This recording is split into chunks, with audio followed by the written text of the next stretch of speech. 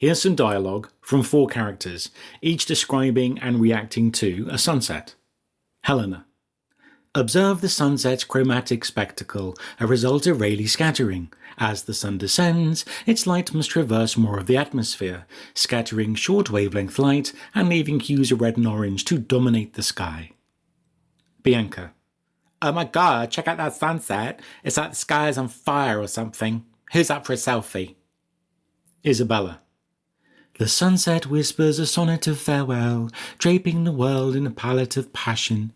Its dying embers cast a ballet of shadows, each hue a tender stroke on the canvas of the evening. Betty. Looks like sun's calling it a day. That deep red means clear skies tomorrow, so we better get an early start. Lots to do. So just as these snippets of dialogue reveal volumes about characters, the art of character-specific language is a powerful tool in a writer's arsenal. So let's dive into this technique. It'll involve tailoring the vocabulary, syntax, and even the rhythm of speech to match the unique background, education, and personality of each character.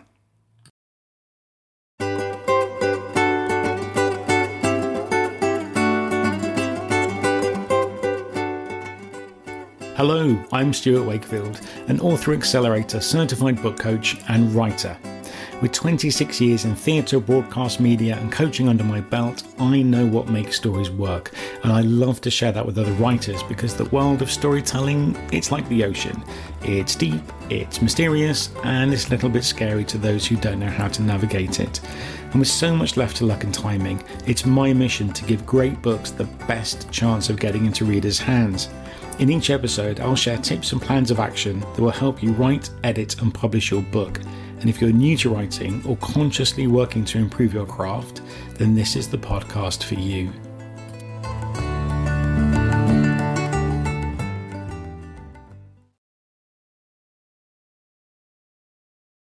So why does character-specific language matter? Well, it's about authenticity. So imagine a passage from The Great Gatsby where Nick Carraway uses modern language. It would feel kind of off. So here's some original text, and I'm not going to attempt the Minnesota accent. I can't do it. So you're going to get my standard, possibly quite awful American accent. I apologize in advance. He smiled understandingly. Much more than understandingly, it was one of those rare smiles with a quality of eternal reassurance in it that you may come across 4 or 5 times in life. It faced, or seemed to face, the whole eternal world for an instant, and then concentrated on you with an irresistible prejudice in your favor. And here's a rewrite using modern language. He totally got it, like really got it. It was that kind of rare, legit smile that just makes you feel like everything's going to be all right. Like the kind you might see only a few times ever. It's like he was smiling at the whole world for a sec and then bam, it's all about you. Like he's totally in your corner. Authentic dialogue helps your characters stand out as believable individuals from a believable place in time. Then there's celebrating diversity. So from the energetic slang of a gay Essex teenager to the clipped precision of a British lawyer, character-specific language is a celebration of the rich tapestry of human expression. And the differences in their speech patterns reflect their backgrounds and personalities. So let's start with the gay Essex teenager. And don't cancel me because I'm completely justified in using this because I used to be one. Oh my days, you won't believe what happened. I was like vibing at this unreal party, yeah? And then out of nowhere, this absolute sort rocks up and starts chatting me up. Proper fit he was. And it was just so extra, I can't even. British lawyer. In yesterday's proceedings, we observed an unforeseen development.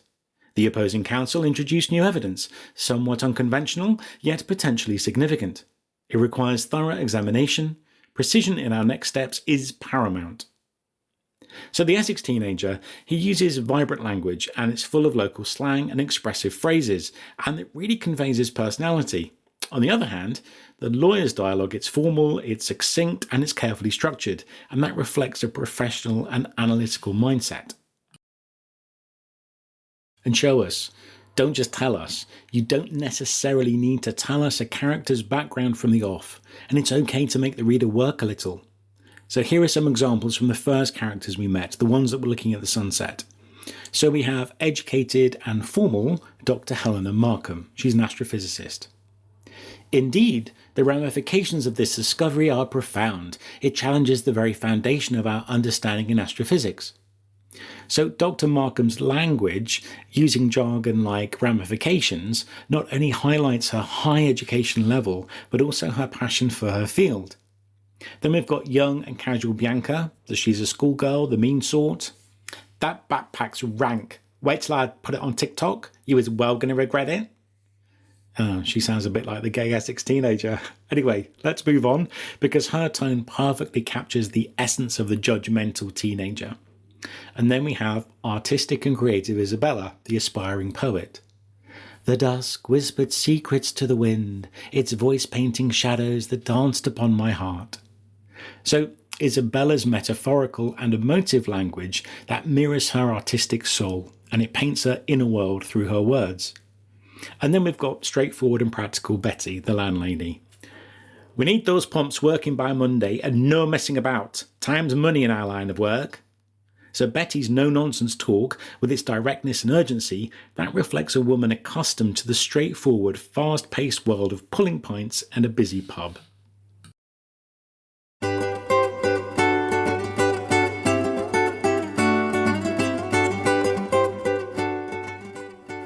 Before I wrap up, I invite you to do all the usual stuff. You know the drill. Like, review, share and subscribe. But better than all of that, come and visit me at thebookcoach.co. You can sign up for my free self-editing guide and take a look at the services I provide. But there's tons, and I mean tons of free useful stuff on my blog too.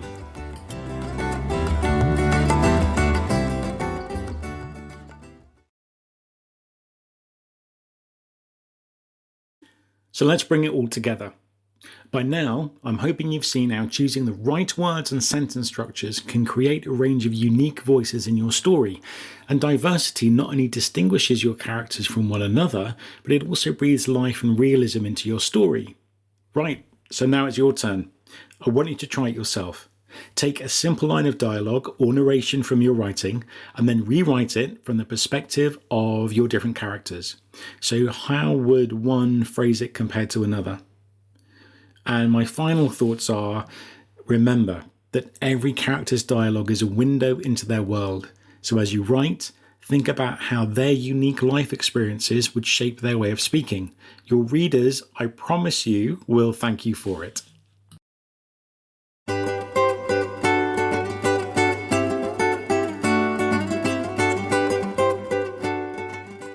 Thank you for listening to today's episode. I'm conscious there are a lot of podcasts out there, and I really appreciate you taking time out of your day to listen to mine. But also, well done for investing some time in your own writing life. And yes, this podcast is about writing, but I'm here for you, not just your stories.